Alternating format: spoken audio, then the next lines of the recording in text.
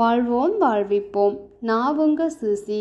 இறைவன் ஞானவெளி மேய்பிரான் நன்னசித்தர் அவர்கள் உலக மக்களுக்கு அருளிய கொடைதான் ஞான போதனை.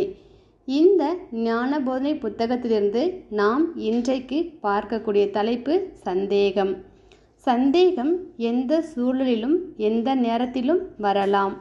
அதற்கு தேவை நிலையில்லா மனசு, தெளிவற்ற சிந்தனை, பய உணர்வு, வெறித்தனமான பாசம் குடிகொண்டால் கூடவே சந்தேகமும் வந்து தங்கிக் கொள்ளும்.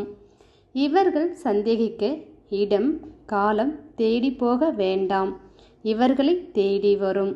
ஆம், காண்பவைகளை தனக்கு சாதகமாக திருப்பி ஓட்டிவிடுவார்கள். கூடுதலாக பெண் விஷயத்திலே இந்த சந்தேகம் கூடுகட்டி குடித்தனம் இருக்கும். பணவெறி, பதவி வெறி, சொத்து வெறி என்று பார்த்தால் எல்லாம் வெறியின் பின் வாளாக சந்தேகம் இருக்கும். கணவன் மனைவி என்ற உறவில் சட்டென சந்தேகம் புக வாய்ப்புண்டு. தன் கை நழுவி போய்விடக்கூடாது என்று யார் நினைக்க துவங்குகிறாரோ அவரையே முதலில் சந்தேகம் பற்றும். விட்டு கொடுத்து போகும் குணமுள்ளவர்கள் பக்கத்தில் கூட தலை நீட்டுவதில்லை இந்த சந்தேகம். ஒருவர் மீது சந்தேகம் வந்துவிட்டால் அவரை பற்பல கோணங்களில் ஆய ஆரம்பித்து விடுவர். இது ஒரு நோய், தீர்வில்லாதது. முதலில் மன நிம்மதியை கெடுக்கும், அடுத்து புலம்பல் ஆரம்பிக்கும். பார்ப்பவர்கள் மீதெல்லாம் நம்பிக்கை குறையும், இரவு தூக்கம் வராது.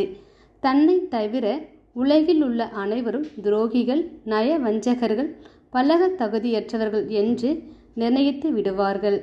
யாரிடம் பேசினாலும் சம்பந்தம் இல்லாமல் பேசி பெயரை கெடுத்து கொள்வர். நல்லது கெட்டது எது என்று ஆய்கிற அறிவையே இழந்து விடுவர். எல்லோரையும் விரோதியாக எண்ணி ஒதுங்கி வாழ எத்தனிப்பர். பேசும்போது நடித்து காட்டுவது, பொலபொலவென கண்ணீர் சொரிவது கைவந்த கலையாய் விடும். வாழ்வே மாயம் என்று விரக்தியின் விளிம்பை தொடுவர். வரம்பு மீறி பேசுவது, பேச்சை மாற்றி மாற்றி பேசுவது, எடுத்து கூட்டி பேசுவது, பழைய கதைகளை திரும்ப திரும்ப சொல்வது எல்லாம் அன்றாட கூத்தாகிவிடும். வீம்புக்கு முடியாத காரியங்களை முடித்து காட்ட முயல்வர்.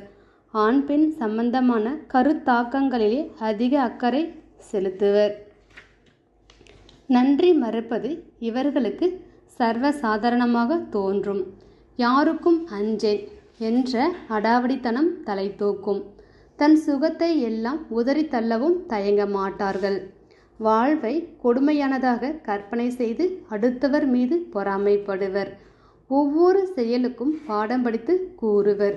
முன் எச்சரிக்கை, உளவு காணல், சாக்குப்போக்கு காட்டல், தேவையில்லாது நுழைதல் இது இவர்களிடம் இருக்கும். குத்தி பேசுவது, குதர்க்கமாய் பேசுவது, குறை கூறுவது, குற்றப்படுத்துவது என்று உறவை கலங்கப்படுத்துவர். பிரிவிற்கும் தயாராக இருப்பர்.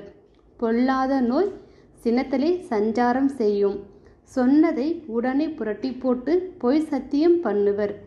கடவுள் நம்பிக்கைகளை தாண்டி பயணிக்க ஆரம்பிப்பர். தயவு செய்து சந்தேகம் வேண்டாம். எந்த சூழல் ஆனாலும் உங்களை இழக்காதீர்கள். வருந்தவோ திருந்தவோ முடியாத நிலைக்கு கொண்டு சேர்த்து விடும்.